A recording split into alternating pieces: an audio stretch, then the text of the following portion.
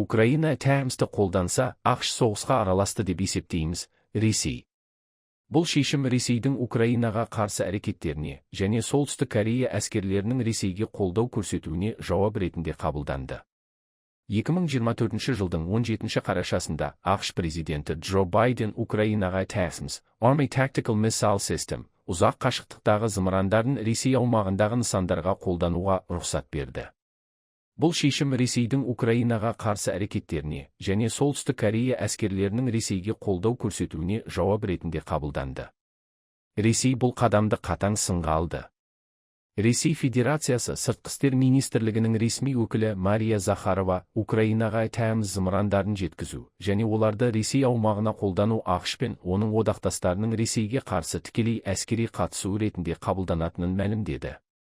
Ол мұндай әрекеттер қақтығыстың мәні мен сипатын түбегейлі өзгертетінін және Ресейдің лайықты әрі сезілетін жауап беретінін ескертті. Кремльдің баспасөз хатшысы Дмитрий Песков та осыған ұқсас пікір білдіріп, Украинаға TASMS зымырандарын жеткізу және оларды Ресей аумағына қолдану жағдайында бұл әрекеттерге қатал жауап берілетінін мәлімдеді. ақш-тың бұл шешімі халықаралық қауымдастықта алаңдаушылық тудырды. Кейбір сарапшылар бұл қадам қақтығыстың одан әрі ушығуына және жаңа деңгейге өтуіне себеп болуы мүмкін деп санайды.